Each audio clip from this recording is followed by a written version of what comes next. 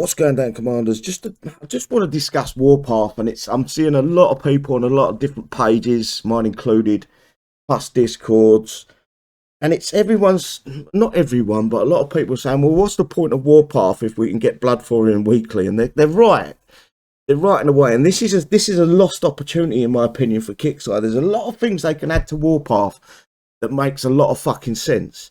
So if they, and it's not a hard event. It's not like a sector breach or a skirmish event where you've got to have X unit to play Y event. They could produce it so the players can literally get a little bit of a fucking catch up. So you get 3,000 Warpath points. I think they're called Honor. Honor? Yeah, I think it's Honor. You get 3,000. You unlock 5 Eshin. I can't remember what the build for the Eshin is, the max build. I think it's 26. Where are we there? I think it's 26. So 5 for 3,000 points. You would get 5 Eshin for 3,000 points. That would bring the battle back into the game for everyone. Yeah, 26. So you get 5 of 26. You're still left with 21 to get. If you get 5,000 points, you would then get 5 upgrade tokens for the Eshin.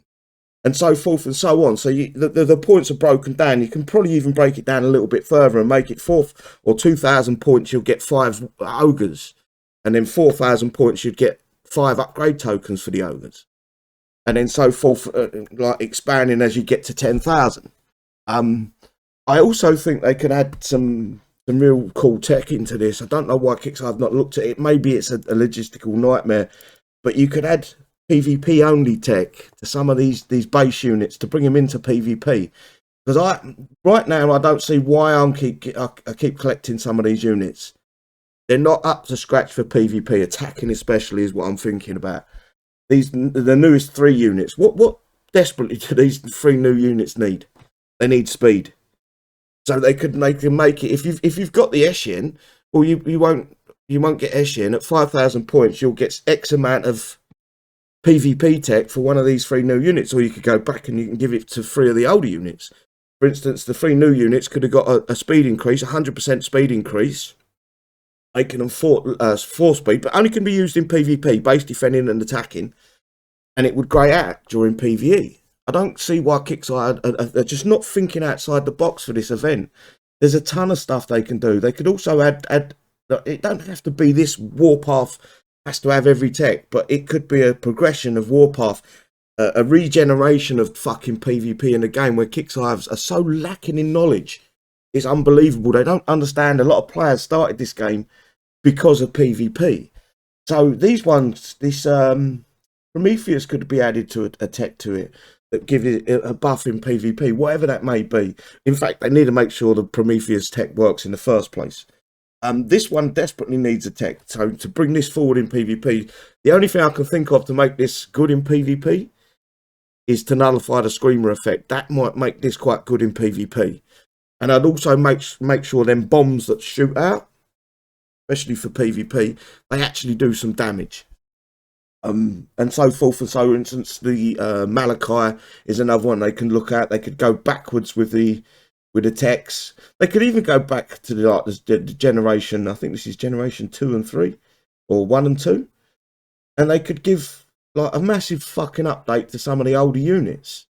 This one I'd like to see brought back into the game, but make it a PvP only tech. I know this, I might be talking shit here, but I just don't see the point of the dangling of the carrot for Kixeye for us to chase like donkeys is Blood Thorium. It don't make no sense, and I can see where players are coming from when they're saying, well, what's the point? Why am I bother doing the Warpath? I can get Blood Thorium from weekly tokens.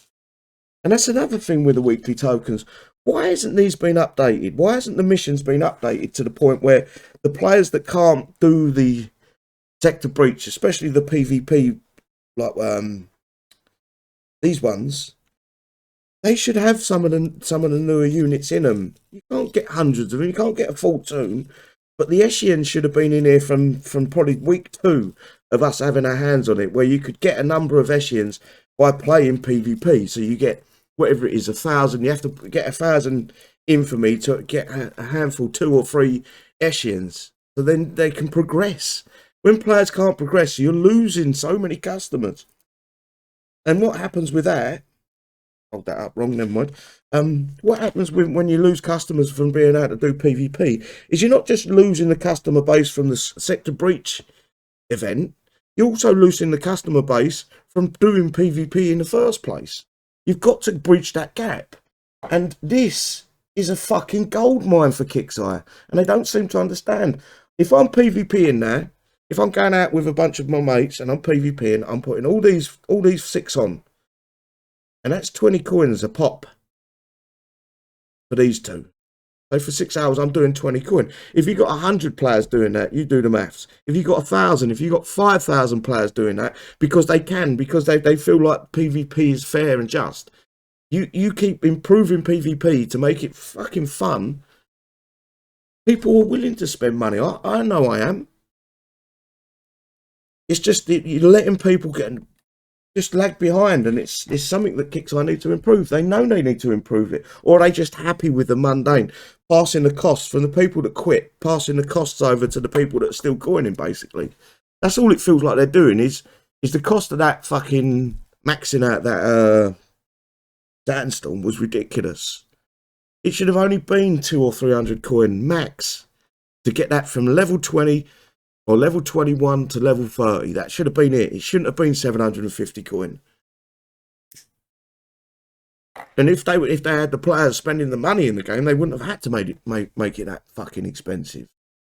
What else was I going to discuss? There's a lot they can do for PvP as well if they thought outside the box, making things fun for the players. They could do capture the flag between two different fucking, like, you would jump, for instance, you would jump to a sector like this where you do your raids. It would be a sector on its own. You can't port anyone. Only people that can port in is the people that join the capture the flag, or I would even go so far as Battle Royale style gameplay. So you would port into a sector, no tags would fucking matter. They change the names on the bases, everything like that, and you would evenly split up the two clans randomly. So you couldn't jump in with a full clan of your mates. You would be randomly split up 50-50, and you'd play capture the flag. Another one that you, like I suggested, Battle Royale, where you would maybe get a team of 4 randomly selected players, not friends. And that would be your team, and you would have to fight until the last team stands. Things like that could vastly improve this game. Bring it into the 2024 and slap hard. People would fucking want to play that. I know for a fact. You look how mad they're going for these Battle Royale games still, and it's like 10 years since we got the Battlegrounds or Pug, whatever it was called. They're still slapping, and Kixeye need to understand, if they improve things and don't take away from the players, they will see a vast improvement in revenue earned. But they're continuously fucking over the players, and that drives me fucking mental. Make things fun, guys. If you make things fun, I guarantee you'll see an improvement in people's spending pattern. You just would. And that my coin was by mistake, guys. I bought the fucking big pack thinking I was buying 100 coin. I've had to fucking swallow it. I'd never buy that much in my life, but I have, so I've got to make it last. I'm just trying to think what else they could add to the game to make it. There's so much they can do to this game, but it feels like Kixeye or the employees are doing the bare minimum to keep their jobs. You know, they got Stillfront coming to them. They say we need you to earn this amount of money over the next 3 months, otherwise heads roll. And all they do is they put out, for instance, the Sandstorm Mark II. They put a heavy price on it because they know that there's no other way they're going to earn a coin. And it turns out that the players feel like they've been robbed. That can't be an ongoing theme with Kixeye. It can't be, because you're just going to lose more players. Improve what you've got, Kixeye. That's all I'm suggesting. Make Warpath a value for money.